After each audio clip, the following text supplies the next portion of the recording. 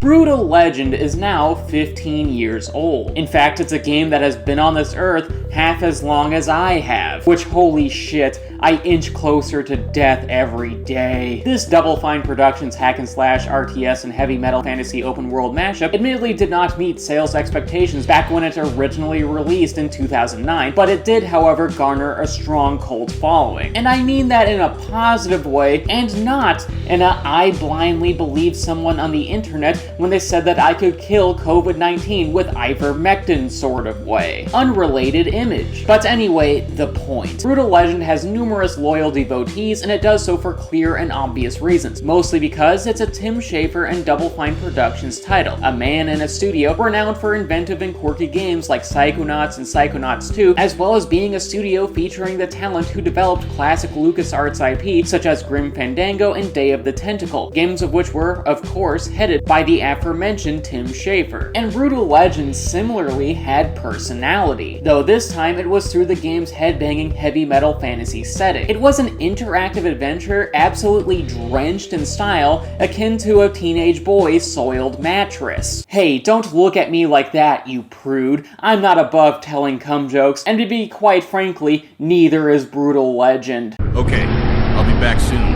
covered in metal god love.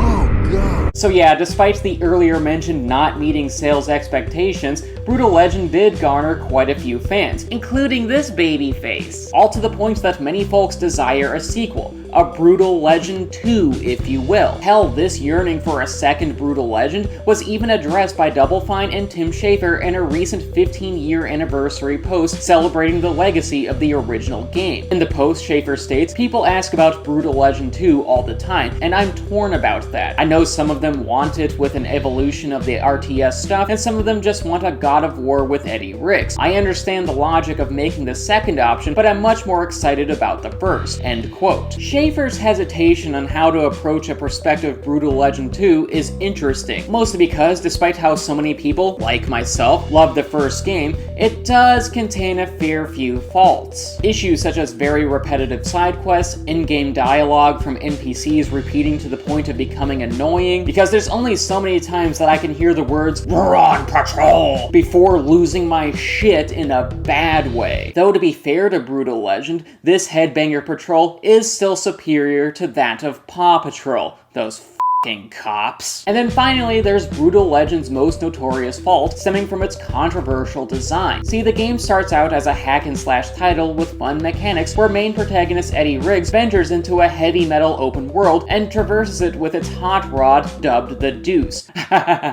Poop, and bashes and cuts up demonic enemies with his axe as well as with his guitar, which is appropriate. The combat is overall solid as there are combos that are simultaneously satisfying and easy to use, as well as some inventive ways to upgrade Eddie's arsenal and his vehicle, which overall allows Brutal Legend to have a fun progression system, unlike real life. However, Brutal Legend's game design choices have become a matter of great debate among players, even for those of us who are fans of this venture, as the runtime progresses. Mostly because Brutal Legend opens up and becomes, in certain sections, a light real-time strategy title where Eddie must accrue fans for his metal resistance army dubbed Ironheed and observes the field of battle using his wings. Which I don't know if I mentioned that yet, but Eddie has wings. He flies now.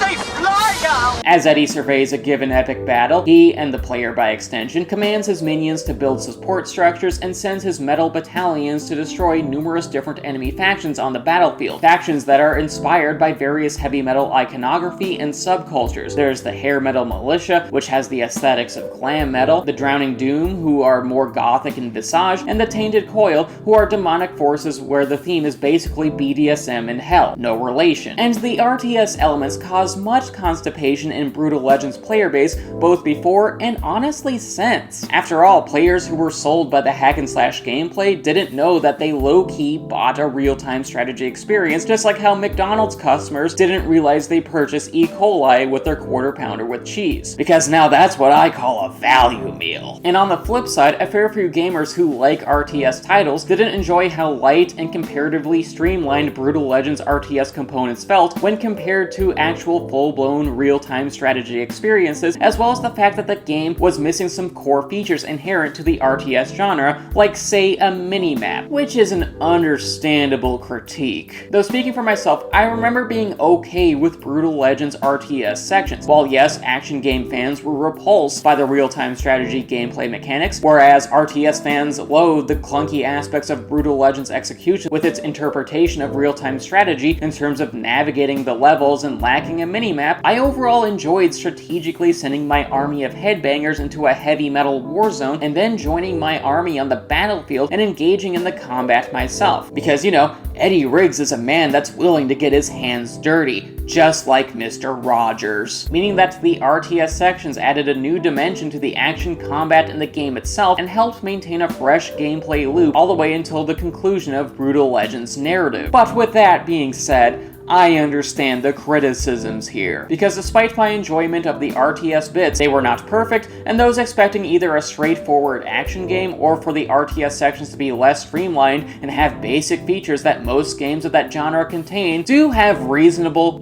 reasons to hold that against Brutal Legend. Because to be clear, there was some confusion on how to approach this new gameplay conceit for both action game fans and those who are familiar with the intricacies of RTS titles. So much so that after Brutal Legend's initial release, Tim Schafer infamously wrote a lengthy open letter detailing that Brutal Legend is not an RTS game and that the player should be spending more time on the ground in combat rather than solely directing their troops. In other words, Tim Schafer wrote an internet post that described how to play the game. And whether or not you hated the RTS elements or were cool with them, the fact that the lead game designer had to instruct players on how to approach Brutal Legend's gameplay intricacies is a sign that the game designers f***ed up, just like how I f***ed up my whole life. After all, the developer shouldn't have to inform its player base the ins and outs of their game's combat systems and such. It's just something that should be obvious by just playing the game itself, and given that Tim Schafer had to explain how to play Brutal Legend correctly, that is a failing on the design itself.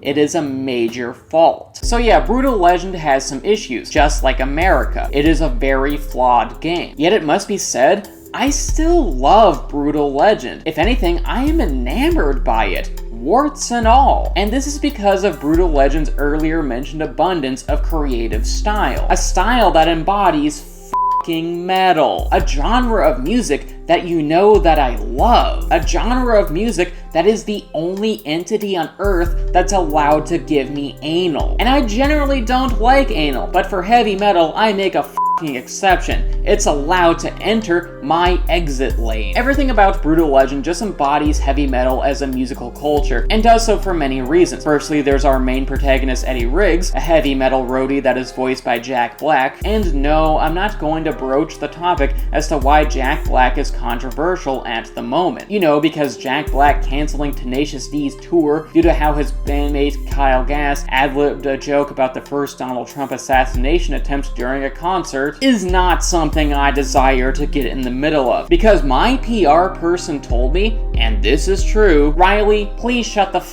up on this. So yeah, I'm gonna be keeping my mouth zipped on this whole topic. I'm not gonna talk about it. I refuse. But anyway, the point. Eddie Riggs is working a show as a roadie for a band that is essentially a riff on Limp Bizkit and the worst aspects of the nu metal genre, which admittedly, I am a big defender of nu metal. I mean, I'm a massive fan of Slipknot, Korn, System of a Down, Deftones, and etc. for f***'s sake. But I won't deny that bad nu metal is absolutely rancid and hurts the ears. Mostly because they can be awful genre fusions of metal and hip-hop and feature grown-ass man-children with tough guy posturing, which is to say bands like Hollywood Undead and yes, Limp Bizkit. Sorry, this isn't actually relevant to anything in this video. I was just going on a tangent. Anyway, to get back on topic, during the concert, Eddie is killed due to an onstage accident, and when some of Eddie's blood spills on his belt buckle, which turns out to be a magic belt buckle, Eddie is transported to a heavy metal themed fantasy world where he eventually has the goal of liberating the innocent people of this world from evil forces who are clutching that said world in an iron grip. To put it another way, Jack Black's soul has been kidnapped. You kidnapped Jack Black? That's illegal. Eddie's character and narrative is metal as f***,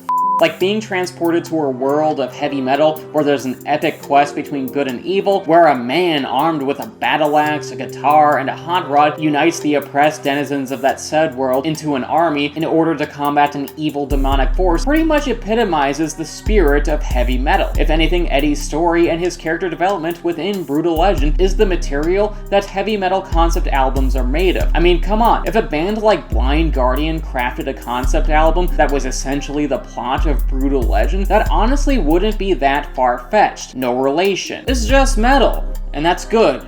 Because metal. Secondly, Brutal Legend's world is essentially heavy metal made manifest. Like there are mountains constituted entirely of bones, giant statues of people playing guitar, massive skulls, and humongous swords. Once again, metal.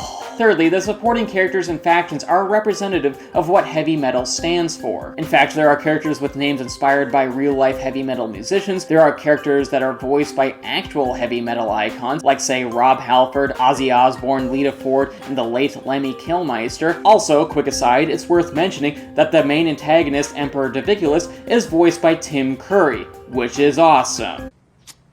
I love you! Then there's the fact that the earlier mentioned factions embody various heavy metal subcultures, like the regular foot soldiers for the protagonal Ironheed have long hair and bang their head while moving, and the leader of the hair metal militia is General Lionwhite, who has flowing and beautiful hair that allows him to fly. Which is just perfect, because hair metal. Also, as someone with luscious hair of my own, I respect your game. And then finally, the structures that the player builds in the RTS mode represent items at real-life metal shows and festivals like stages and merch booths, which is a nice visual, thematic, and stylistic choice. And I know all about style. I'm gay. And then fourthly and lastly, Brutal Legend's soundtrack is absolutely epic. In fact, the game boasts a bevy of great heavy metal songs, 107 of them to be exact. These songs are from big and small heavy metal artists like Judas Priest, Motorhead, Black Sabbath, Rob Zombie, Megadeth, Accept, Anthrax, Slayer, Mastodon, Metal Church, 3 Inches of Blood, Diamond Head, Children of Bodom, Dark Tranquillity, Motley Crue, Static X, Enslaved, and so many more. And obviously, that's metal. Like, literally, it's a soundtrack that is